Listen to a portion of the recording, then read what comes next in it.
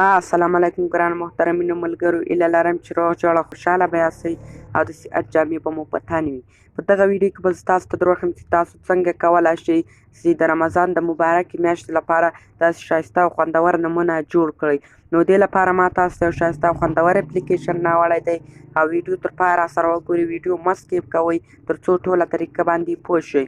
نو تر ویډیو شروع کېدو دمخه له تاسو څخه یوه هیله کېږي ملګرو، که چیرې مو زموږ چینل نه وي سبسکرایب کړی نو امین آنلاین پښتو در سره سبسکرایب کړئ. په دې سور سبسکرایب بټن باندې کلیک وکړئ او ورسره په څنګ کې د ګنټۍ نښانه په آل باندې کلیک وکړئ تر څو زموږ هره نوې ویډیو لومړی تر تاسو پورې در ورسیږي. نو زه د ویډیو په طرف ویډیو شروع کوو. نو دې لپاره به لومړی تاسو یو اپلیکیشن ډاونلوډ کړئ چې د دې اپلیکیشن لینک ما تاسو ته ډسکرپشن کې درکړی دی. د اپلیکیشن به تاسو ته ډسکرپشن څخه ډاونلوډ کړئ.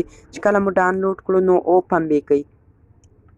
چې کله مو اوپن کړو ملګرو نو لږ صبر ورته کوو. تاسو ته به دغه صفحه راخلاصه سي. بیا تاسو ته دلته لیکلي دي کریټ ډي پی. په دې کریټ ډي پی باندې به کلیک وکړئ. چې کله په کریټ ډي پی باندې کلیک وکړو بیا به تاسو ته دغسې صفحه راخلاصه سي. اوس که تاسو د هلکانو دپاره جوړوئ نو په ډي پی فور بوایز باندې به کلیک وکړئ او که د نجونو دپاره جوړوئ بیا به په ډي پی فور ګرلز باندې کلیک وکړئ. نو زه د هلکانو دپاره جوړوم په ډي پی فور بوایز باندې کلیک کوم. چې کله په ډي پی فور بوایز باندې کلیک وکړو داسې صفحې تاسو ته ډېرې انټرفیس راخلاصو. مثلا دلته زه ورته یو انتخابوم. مثلا زه دا انتخابوم. چې کله مو انتخاب کړو ملګرو اوس تاسو دلته ورته نیم چینج کولی شئ.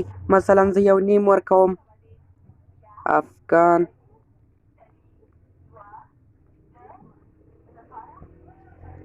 کان. چې کله نیم ورکړو دا د وینې ملګرو نیم صحیح سو. دلته اوس ورته تاسو فونټ انتخابولی شئ چې په هر فونټ کې تاسو جوړوئ.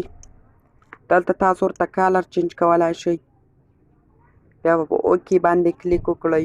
چې کله مو جوړ کړو بیا به په دې کونج کې سیو بټن باندې کلیک وکړئ. چې کله په سیو بټن باندې کلیک وکړو نو ستاسو تصویر جوړ سو او سیو سو د موبایل ګالري ته ولاړو. نو دا وه نننۍ ویډیو. هیله ده چې د خوښې وړ مو ګرځېدلې وي. تر بلې ویډیو په الله سپارم. د خدای په امان.